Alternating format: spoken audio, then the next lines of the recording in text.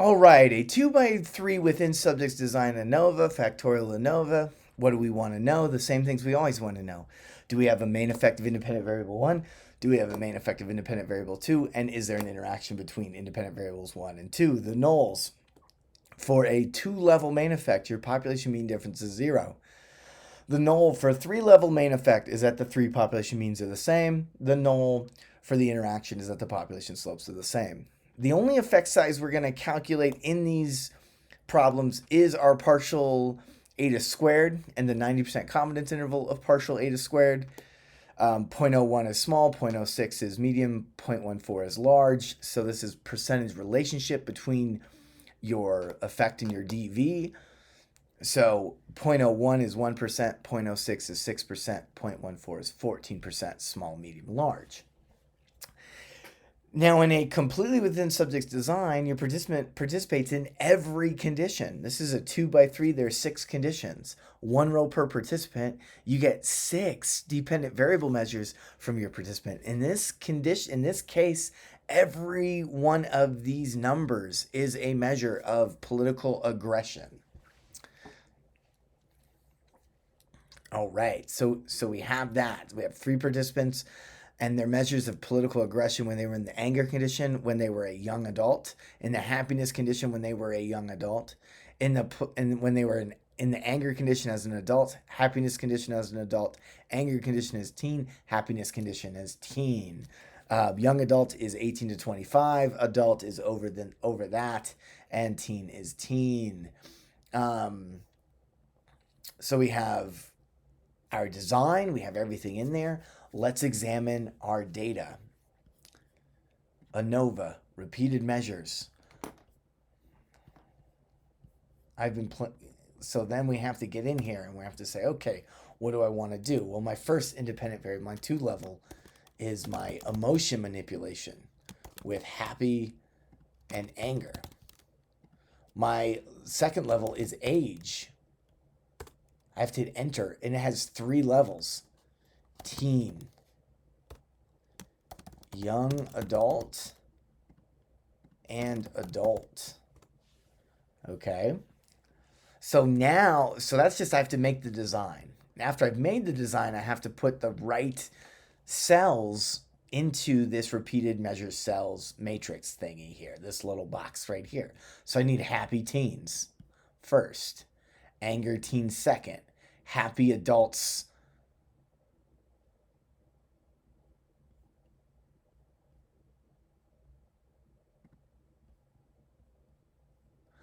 sorry.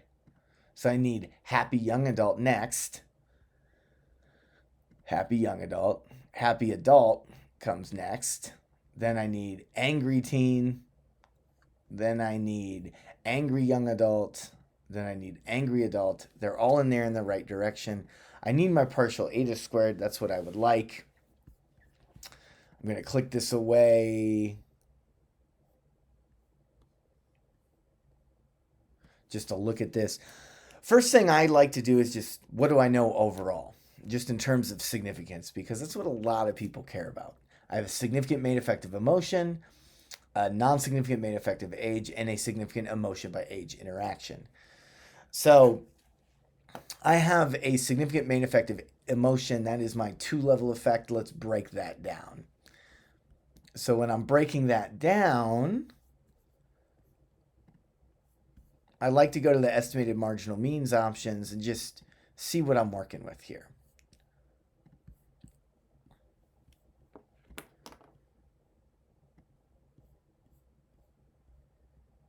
All right. So I put age in there for some reason. I meant to do emotion. We'll put it back.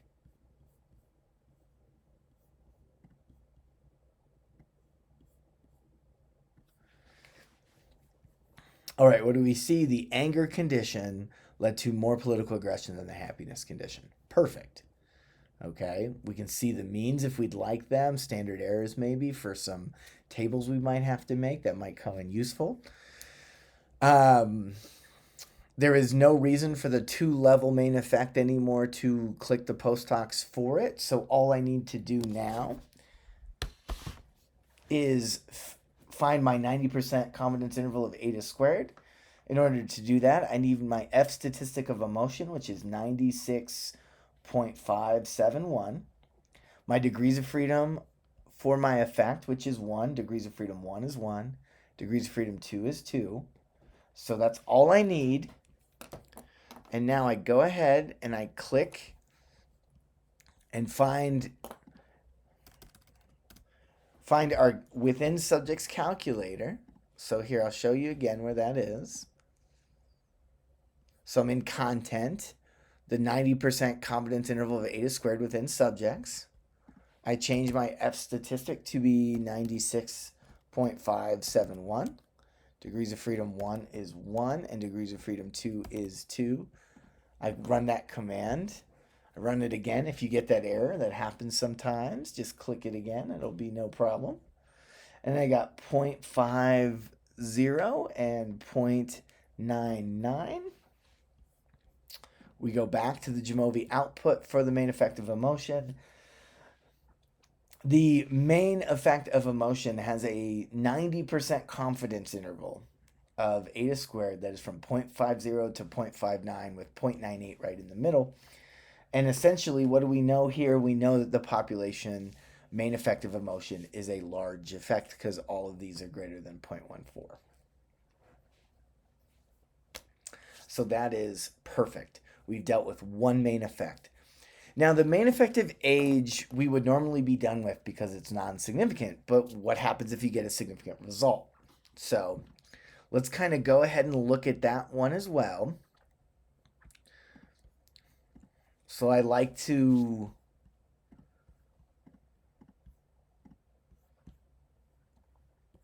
like I said, I like to look at the pictures. I'm going to make this go away real quick. Pull this out. What do we see here for age? We see no difference among the three groups. We see a little bit more variation in the adult group because the bars are more spread out than in the young adult and teen group. This is just to inform my understanding of my lack of a main effect. Here the means seem to be the same. The post hoc tests will just tell you which specific mean combinations are different from each other. In this case, none of them. We had a non-significant main effect, but if you have a significant one, you want to look at these post hocs. So we're good there. The last thing I need to do is go ahead and convert this F statistic of 0.308 with degrees of freedom 2 and 4 into a 90% confidence interval. I go back, I use the same calculators I did a second ago. 0.308 was our F score. 2 and 4 degrees of freedom. 2 and 4 were our degrees of freedom. And we get NA is 0. If you ever get NA, that's 0. So I'm glad that happened. 0, 0.36. So based on what we know, this effect could be small or less than small. Anything that's less than small to large, because 0.14 is large. 0.1. Yeah. So we know nothing about this main effect. This tells us the same thing it always did. In this case, we don't know, so we need to run a better study. We probably need to run more participants. We go back to our output again, and this time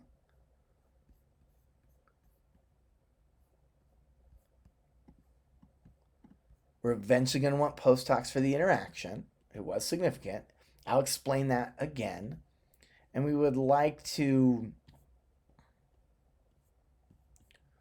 go ahead and get our interaction graph going. So I want to make sure we have the one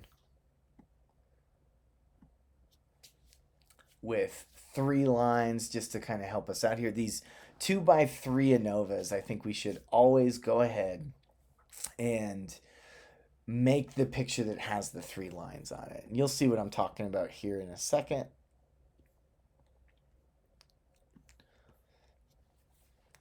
So I've chosen, you can see the 3-line graph here. We have 3 lines. We're testing, are these three lines of these slopes different? They are different. And now our job is essentially to describe how these slopes are different. So what I like to do is just describe it one line at a time. I'm going to stick with the teen line. For teens, the anger condition increases political aggression compared to the happiness condition. For young adults, the same thing happens. The anger condition increases happiness relative, or I'm sorry, the anger condition increases political aggression relative to the happiness manipulation. If I am talking about slopes, this slope is a little bit smaller than the slope for teen line. And then finally, for adults, what I see is that the anger manipulation and happiness manipulation has no effect. Essentially, has no effect on political aggression.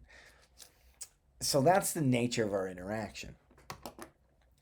One of the things you're probably noticing is there is a lot of variation in the adult happiness manipulation condition. That is what it is here. That happened.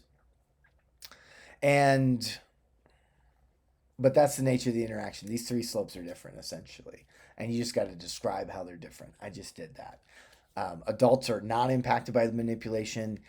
Teens show the strongest impact of the manipulation, where the anger manipulation increases political aggression very strongly in comparison to the happiness manipulation. Young adults show a very similar pattern to the teens, but it's slightly reduced. I'm done describing my interaction. Now, if you're trying to understand an interaction with t-tests, there's only 3 you should do. All right, we should do one for adults, the happy versus angry condition for adults. So we got happy adult, angry adult. That is a non-significant difference. That's all we know for this line right here. And we can see these two means are the same. Now we look at just for teens, happy teen versus angry teen, right? Happy teen versus angry teen, significant. And then for young adults, happy young adult versus angry young adult, that is also significant. That's all you're going to get for your postdocs here. We're not going to get 95% confidence intervals of Cohen's d because some statisticians think that's an incorrect thing to do. So we're just going to leave the postdocs like this for the interaction, and the postdocs are going to be left just with significance for the 3-level main effect and the 2-level main effect. We're not getting those Cohen's d's. So the final thing we have to do is find the 90% confidence interval of this interaction's eta squared, which was 0.883, which is a large effect. It's higher than 0.14. We can see that over here.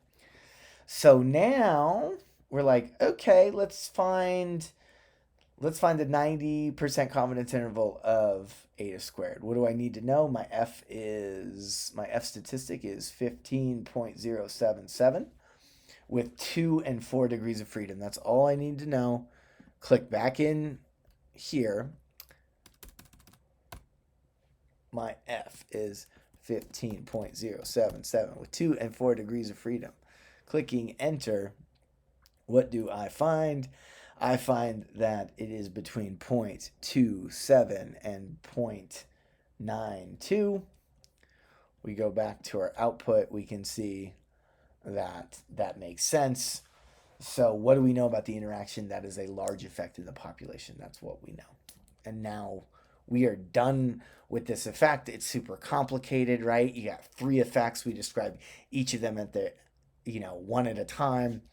The difference is here we are not getting 95% confidence intervals of Cohen's d for any of our effects. We're not getting Cohen's d's for any of our effects.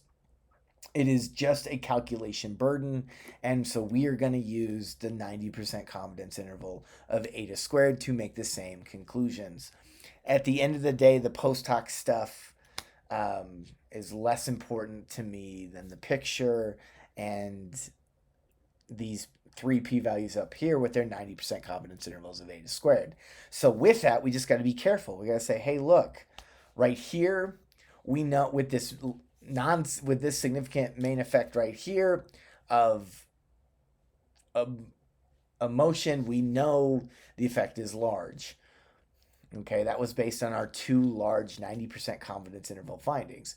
We know for the main effect of anger, the effect could be anything from non-existent to large, so we know nothing. And for the interaction, we know the effect is large as well. Take those with a grain of salt, but I don't think we successfully tested our anger hypothesis, but we did test the other two and we found evidence for the other two. So ultimately, that's the end of the story. That's the end of our calculation. Now, I am going to say one thing. I'm not going to do a 2x2 example because the 2x2 example, you do no post-hocs at all. You look at your two slopes, right? You look at your two slopes, you say they're different. You look at your two means, you say they're different. There's no reason to do post-hoc tests there. The only thing you have to do is find your significance, look at your three different graphs so you understand what's going on, and find your 90% confidence intervals of eta squared. So for the 2x2, I'm not going to do another example, but essentially you don't do any post-hocs. That's it. So instead of doing post-hoc tests, you just look at your figures. Okay, what's my interaction look like? What's main effect 1? What's main effect 2? And you find your 90% confidence intervals, and you can interpret your effect completely based on that for the 2x2 within.